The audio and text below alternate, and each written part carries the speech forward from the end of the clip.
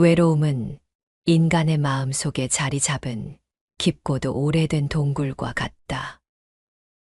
그 동굴 속에서 우리는 때때로 길을 잃고 칠흑 같은 어둠 속에서 길을 찾으려 애쓴다. 외로움이라는 감정은 어느 누구도 피할 수 없는 삶의 일부이다. 하지만 때로는 그것이 너무나도 커서 우리의 삶을 부정적으로 압도하기도 한다. 어떤 이들은 늘 사람들과 만나고 어울리면서도 종종 외로움을 느낀다고 말한다. 그러나 스님들은 깊은 산 속에서 혼자 살아도 외로움을 호소하지 않는다. 내 주변의 동료들, 친구들, 심지어 가장 가까운 가족들조차도 이러한 내 외로움의 심연을 완전히 이해하거나 달래줄 수 없는 경우가 많다. 즉, 외로움은 누군가가 내 곁에 물리적으로 존재하는 여부가 아닌 내 마음의 현재 상태에 달려있는 것이다. 외롭고 두렵고 혼란스러운 순간에 우리는 안식처를 찾게 된다. 그 순간의 길을 잃지 않고 헤매지 않고 평온한 상태로 이끌어줄 장소가 필요한 것이다. 그곳에서 우리는 쉴 수 있고 보호받고 있음을 느낀다. 그곳에는 햇살이 반짝이고 맑은 시냇물이 흐르고 아름다운 꽃들이의 벌과 나비가 날아다니고 좋은 향기가 가득하다. 우리 모두는 자신의 내면에 이 아름다운 장소를 모두 가지고 있다. 그 장소로 가기 위해서는 오로지 생각을 멈추고 깊은 숨을 내쉬며 호흡하는 것으로 가능하다. 내 안에 온전히 나를 보듬어주고 쉴 수 있는 안식처가 있다는 것을 알아차려야 한다. 저 길가의 풀은 스스로를 누구에게 의지하여 살아가지 않는다. 그저 태어난 본성대로, 그저 자연의 이치에 따라 세상과의 조화 속에서 자신의 삶을 살아간다. 누가 나를 대신해 내 삶을 살아줄 수 있는가? 누가 나를 대신해 내 삶을 완성시켜 줄 수 있겠는가? 오직 그것은 나 자신만이 가능하다. 외로움이라는 감정을 유독 잘 느끼고 두려움과 힘듦으로 삶을 보내는 사람들이 있다. 사람들은 혼자 있는 시간을 잘 견디지 못한다. 끊임없이 누군가를 만나려고 하고 이야기하려고 한다. 그도 여의치 않으면 휴대폰을 꺼내고 텔레비전도 켠다. 하지만 결과는 별반 다르지 않다. 그 시간이 지나고 나면 다시 혼자가 되는 것이다. 이들이 바로 고독한 군중이다. 고독한 군중, 다른 말로는 군중 속의 고독이라고도 불린다. 사회 속에서 사람들에 둘러싸여 살아가면서도 내면의 고립감으로 번민하는 사람들의 사회적 성격을 표현한 말이다. 자신이 여태껏 학습해온 사회성과 상대의 생각이나 관심을 예민하게 살피는 법. 그리고 그 안에서 경기되면 안 된다는 노력들이 내면과 부딪히며 분명 기뻐해야 할 상황인데도 속으로는 외로움을 느끼고 자신의 속마음을 터놓을 수 있는 사람이 아무도 없다는 생각에 주위에 사람이 있음에도 점점 그 사람들과 격리되는 느낌을 받으며 그 속에서 고독을 경험하게 되는 것이다. 사람들이 강한 결핍감을 느끼는 이유는 다른 사람들이 나를 알아주었으면 좋겠다, 인정받고 싶다와 같은 욕구 때문이다. 이 욕구는 점점 더 쓸쓸함을 느끼게 만든다. 사랑받지 못하고 있다. 소중히 다뤄지지 않는다는 인식만큼 결핍감을 확실히 드러내는 것은 없다. 이것은 사람의 아주 뿌리 깊은 감정이라 할 수 있다. 하지만 불행하게도 이것은 우리의 행복을 갉아먹는 고통일 뿐이다. 외로움은 반드시 누구를 만남으로써 치유될 수 있다고는 생각하지 않는다. 사람은 홀로 있을 때 외로움을 느끼지만 군중이나 무리에서도 소외되고 공감하지 못하면 외로움을 더 느끼게 된다. 그리고 남이 행복하고 내가 불행하면 더 불행하다 느끼게 된다. 남들은 다 자기 집을 가졌는데 나만 집이 없다고 생각될 때 느끼는 마음이 어떤 것인지 알지 않은가. 소유가 커지면 탐욕이 된다. 소유란 없는 것에서 있는 것이 되는 상태를 말한다. 반면 이미 가지고 있는데도 더 가지고 싶은 상태, 즉 많이 가지고 싶은 상태가 바로 탐욕이다. 마치 누군가를 처음 만나면 서로 모르는 상태였고 서로 좋아한 적도 없을 것이다. 그러나 상대를 사귀다 보면 더 바라고 더 집착하며 더 많이 가져도 항상 불안하고 만족하지 못하는 것이다. 결혼을 하고 아이가 태어나면 그 관심이 자녀에게로 향한다. 자녀가 성장하고 나는 중년이 되었을 때 관심과 소유욕을 어디다 쏟아내야 할지 몰라 자칫 자녀에게 집착을 보이기도 한다. 이것은 자기 인생을 소유하고자 하는 자녀의 독립을 저해하고 있는 것일지도 모른다. 이렇게 수십 년을 지내온 우리는 이제 지쳤고 새로운 변화를 원한다.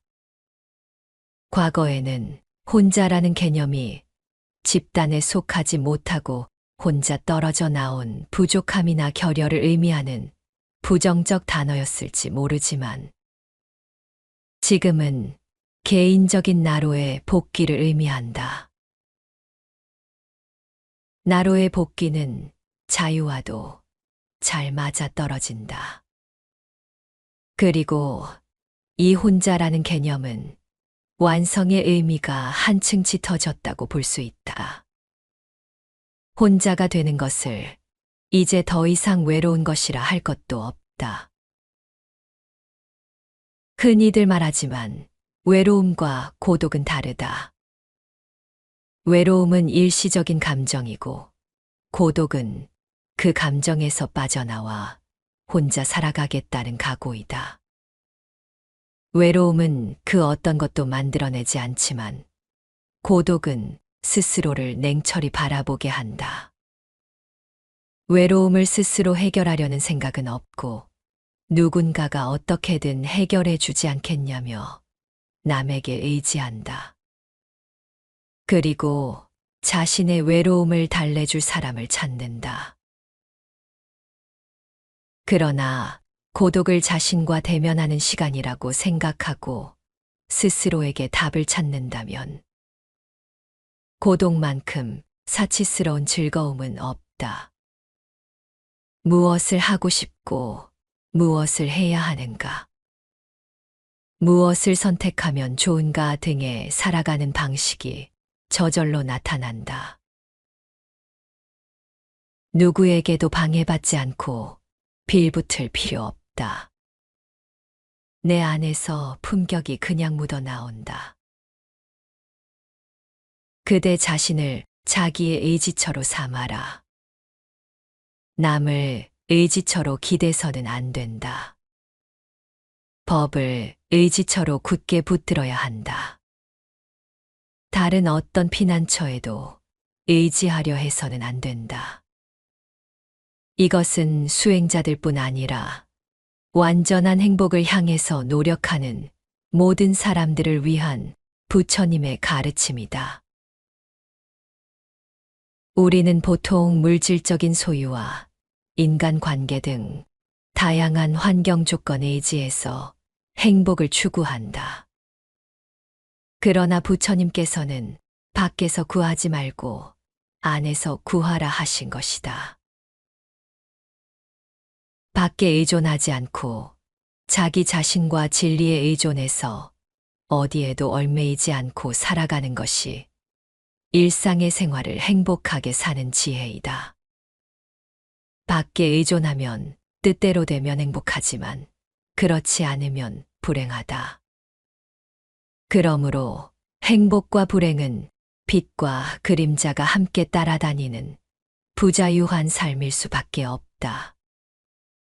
어떤 것도 밖에서 구하려고 하지 말고 어떤 것도 안에서 구하면 뭐든지 구해진다는 말은 외부의 물질적 현상에만 의존하는 삶을 살아온 우리들은 언뜻 이해하기 어려운 가르침이지만 이 가르침은 일상의 작은 행복으로 우리를 데려가며 영원한 행복으로 우리를 인도하는 가르침이다. 제일 중요한 건 역시 마음가짐이다. 이 마음가짐이 실제의 나에게 미치는 영향은 생각보다 크다.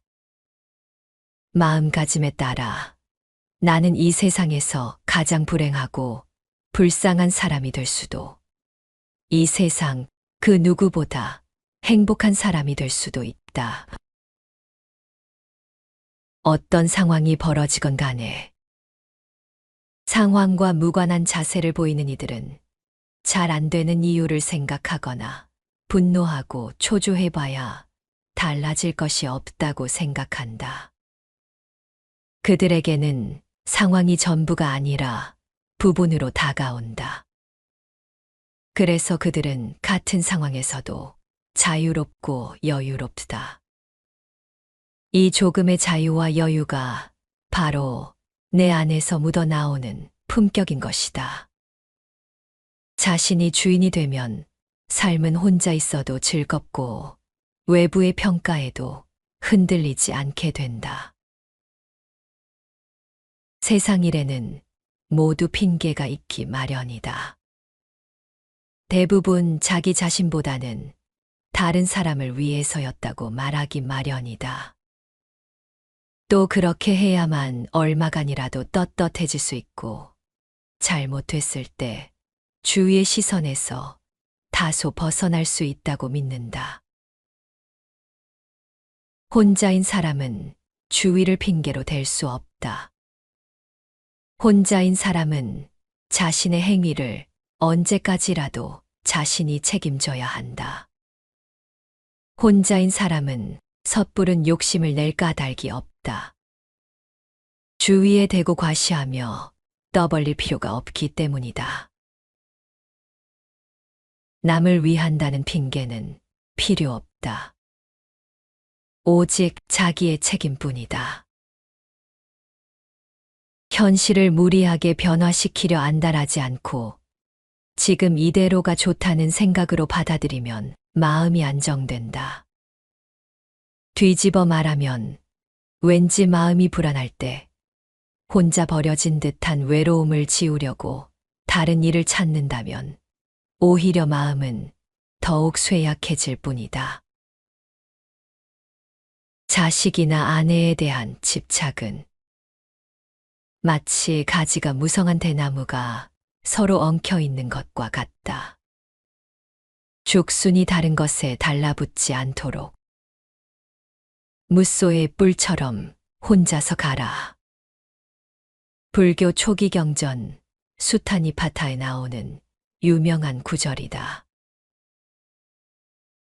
무소의 뿔처럼 혼자서 가라는 말씀은 사람은 궁극적으로 혼자일 수밖에 없다는 것.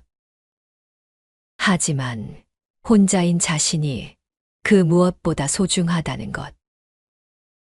따라서 무엇에도 구애받지 말고 누구도 의지하지 말고 꿋꿋하게 자기의 길을 가라는 뜻이다. 인간의 모든 욕망과 집착에서 벗어나 깨달음을 얻기 위해 뿌리 하나뿐인 코뿔소처럼 우직하고 묵묵히 정진하라는 뜻으로 보인다. 어떻게 해석하든 중요한 것은 이제부터 살아가는 방식은 스스로 정해야 한다. 만약 신이 있다고 하더라도 내 삶을 대신 살아주지 못한다. 갈증 날 때 누군가 대신 물을 먹어준다고 내 갈증이 해소되지 않는다. 오직 내가 직접 물을 마실 때만 갈증을 해소할 수 있는 것이다. 내가 어느 길 위에 서 있는지, 어느 길을 향해 가고 있는지도 모른 채 살아가는 것은 무척 안타까운 일이다. 평소 혼자서 깊이 생각하고 자신의 의견과 성향을 잘 정리해두면 어떤 상황이 와도 삶을 주체적으로 이끌어 갈 수 있다. 혼자 있는 시간을 잘 활용할 줄 아는 사람은 자기 목소리를 내는 데에도 주저하지 않는다. 혼자서 깊이 사유하고 사리 판단 능력을 키워 본인 안에서 해답을 찾기 때문이다. 결국 혼자인 시간을 잘 보낼수록 수수께끼 같은 인생이 더 선명해진다. 혼자 있는 시간은 누구에게나 똑같이 주어진다. 이를 얼마나 효율적으로 쓰는가는 본인에게 달렸다. 부처님은 법구경을 통해 이렇게 말씀하셨다. 사람이 없는 숲속은 즐겁다. 집착을 버린 이들은 세상 사람들이 즐거워하지 않는 곳에서 즐거워한다. 그들은 감각적인 쾌락을 추구하지 않기 때문에.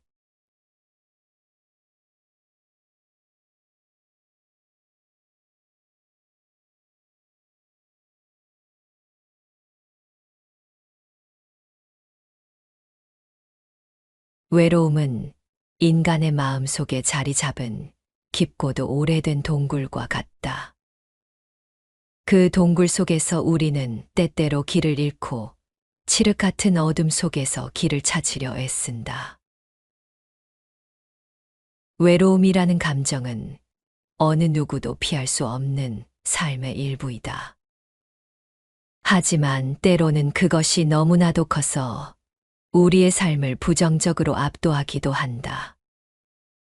어떤 이들은 늘 사람들과 만나고 어울리면서도 종종 외로움을 느낀다고 말한다. 그러나 스님들은 깊은 산 속에서 혼자 살아도 외로움을 호소하지 않는다.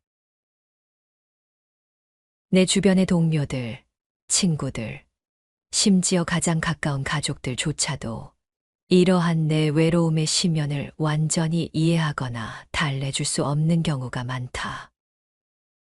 즉, 외로움은 누군가가 내 곁에 물리적으로 존재하는 여부가 아닌 내 마음의 현재 상태에 달려있는 것이다. 외롭고 두렵고 혼란스러운 순간에 우리는 안식처를 찾게 된다. 그 순간의 길을 잃지 않고 헤매지 않고 평온한 상태로 이끌어줄 장소가 필요한 것이다. 그곳에서 우리는 쉴 수 있고 보호받고 있음을 느낀다. 그곳에는 햇살이 반짝이고 맑은 시냇물이 흐르고 아름다운 꽃들이의 벌과 나비가 날아다니고 좋은 향기가 가득하다. 우리 모두는 자신의 내면에 이 아름다운 장소를 모두 가지고 있다. 그 장소로 가기 위해서는 오로지 생각을 멈추고 깊은 숨을 내쉬며 호흡하는 것으로 가능하다. 내 안에 온전히 나를 보듬어주고 쉴 수 있는 안식처가 있다는 것을 알아차려야 한다. 저 길가의 풀은 스스로를 누구에게 의지하여 살아가지 않는다. 그저 태어난 본성대로, 그저 자연의 이치에 따라 세상과의 조화 속에서 자신의 삶을 살아간다. 누가 나를 대신해 내 삶을 살아줄 수 있는가? 누가 나를 대신해 내 삶을 완성시켜 줄 수 있겠는가? 오직 그것은 나 자신만이 가능하다. 외로움이라는 감정을 유독 잘 느끼고 두려움과 힘듦으로 삶을 보내는 사람들이 있다. 사람들은 혼자 있는 시간을 잘 견디지 못한다. 끊임없이 누군가를 만나려고 하고 이야기하려고 한다. 그도 여의치 않으면 휴대폰을 꺼내고 텔레비전도 켠다. 하지만 결과는 별반 다르지 않다. 그 시간이 지나고 나면 다시 혼자가 되는 것이다. 이들이 바로 고독한 군중이다. 고독한 군중, 다른 말로는 군중 속의 고독이라고도 불린다. 사회 속에서 사람들에 둘러싸여 살아가면서도 내면의 고립감으로 번민하는 사람들의 사회적 성격을 표현한 말이다. 자신이 여태껏 학습해온 사회성과 상대의 생각이나 관심을 예민하게 살피는 법. 그리고 그 안에서 경기되면 안 된다는 노력들이 내면과 부딪히며 분명 기뻐해야 할 상황인데도 속으로는 외로움을 느끼고 자신의 속마음을 터놓을 수 있는 사람이 아무도 없다는 생각에 주위에 사람이 있음에도 점점 그 사람들과 격리되는 느낌을 받으며 그 속에서 고독을 경험하게 되는 것이다. 사람들이 강한 결핍감을 느끼는 이유는 다른 사람들이 나를 알아주었으면 좋겠다, 인정받고 싶다와 같은 욕구 때문이다. 이 욕구는 점점 더 쓸쓸함을 느끼게 만든다.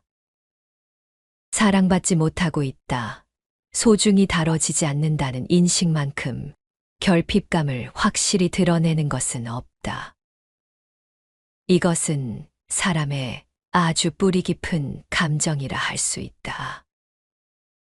하지만 불행하게도 이것은 우리의 행복을 갉아먹는 고통일 뿐이다. 외로움은 반드시 누구를 만남으로써 치유될 수 있다고는 생각하지 않는다. 사람은 홀로 있을 때 외로움을 느끼지만 군중이나 무리에서도 소외되고 공감하지 못하면 외로움을 더 느끼게 된다. 그리고 남이 행복하고 내가 불행하면 더 불행하다 느끼게 된다. 남들은 다 자기 집을 가졌는데 나만 집이 없다고 생각될 때 느끼는 마음이 어떤 것인지 알지 않은가? 소유가 커지면 탐욕이 된다. 소유란 없는 것에서 있는 것이 되는 상태를 말한다. 반면 이미 가지고 있는데도 더 가지고 싶은 상태, 즉 많이 가지고 싶은 상태가 바로 탐욕이다. 마치 누군가를 처음 만나면 서로 모르는 상태였고 서로 좋아한 적도 없을 것이다. 그러나 상대를 사귀다 보면 더 바라고 더 집착하며 더 많이 가져도 항상 불안하고 만족하지 못하는 것이다. 결혼을 하고 아이가 태어나면 그 관심이 자녀에게로 향한다. 자녀가 성장하고 나는 중년이 되었을 때 관심과 소유욕을 어디다 쏟아내야 할지 몰라 자칫 자녀에게 집착을 보이기도 한다. 이것은 자기 인생을 소유하고자 하는 자녀의 독립을 저해하고 있는 것일지도 모른다. 이렇게 수십 년을 지내온 우리는 이제 지쳤고 새로운 변화를 원한다.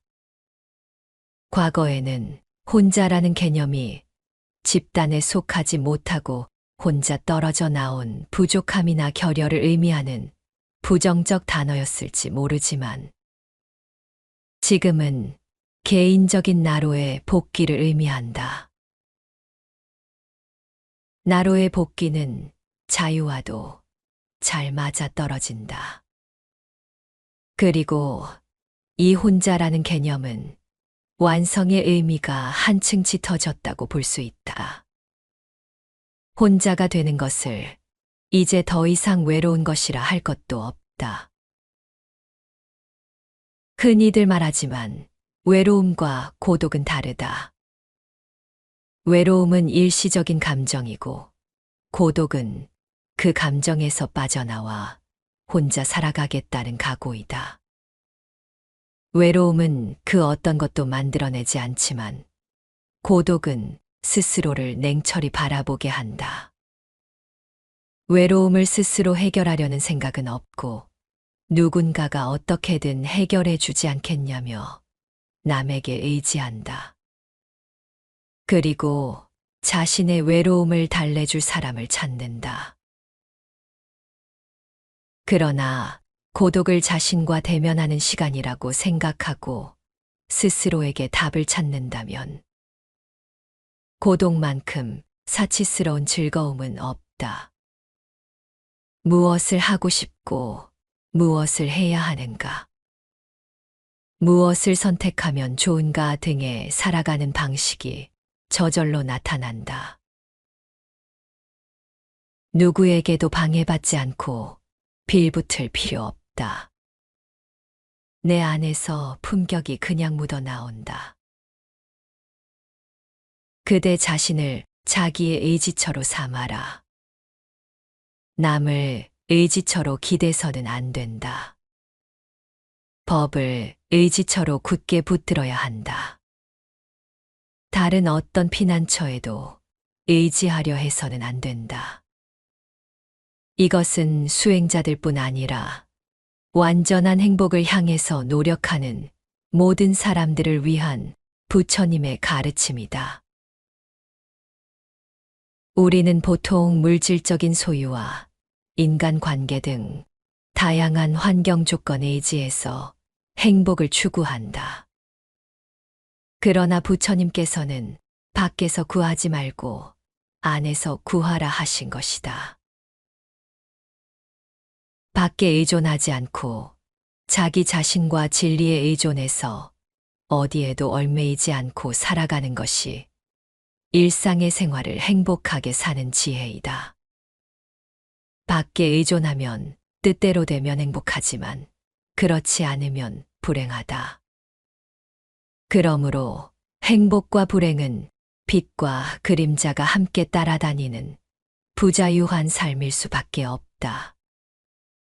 어떤 것도 밖에서 구하려고 하지 말고 어떤 것도 안에서 구하면 뭐든지 구해진다는 말은 외부의 물질적 현상에만 의존하는 삶을 살아온 우리들은 언뜻 이해하기 어려운 가르침이지만 이 가르침은 일상의 작은 행복으로 우리를 데려가며 영원한 행복으로 우리를 인도하는 가르침이다. 제일 중요한 건 역시 마음가짐이다. 이 마음가짐이 실제의 나에게 미치는 영향은 생각보다 크다. 마음가짐에 따라 나는 이 세상에서 가장 불행하고 불쌍한 사람이 될 수도, 이 세상 그 누구보다 행복한 사람이 될 수도 있다.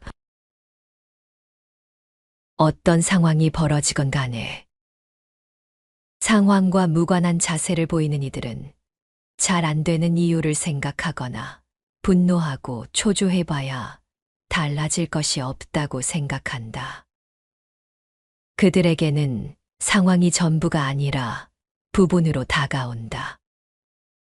그래서 그들은 같은 상황에서도 자유롭고 여유롭다.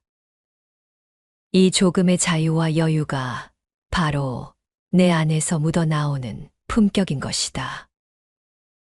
자신이 주인이 되면 삶은 혼자 있어도 즐겁고 외부의 평가에도 흔들리지 않게 된다.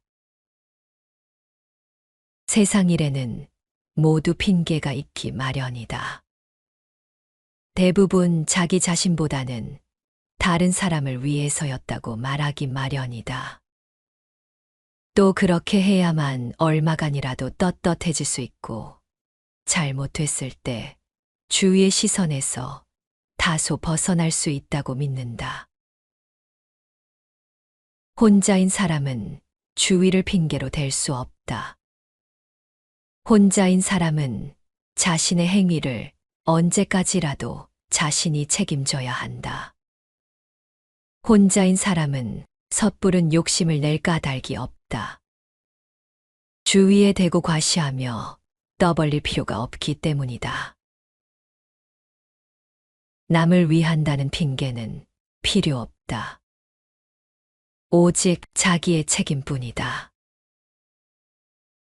현실을 무리하게 변화시키려 안달하지 않고 지금 이대로가 좋다는 생각으로 받아들이면 마음이 안정된다.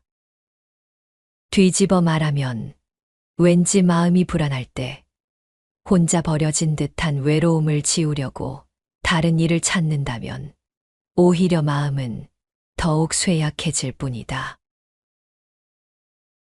자식이나 아내에 대한 집착은 마치 가지가 무성한 대나무가 서로 엉켜 있는 것과 같다. 죽순이 다른 것에 달라붙지 않도록 무소의 뿔처럼 혼자서 가라. 불교 초기 경전 수타니파타에 나오는 유명한 구절이다.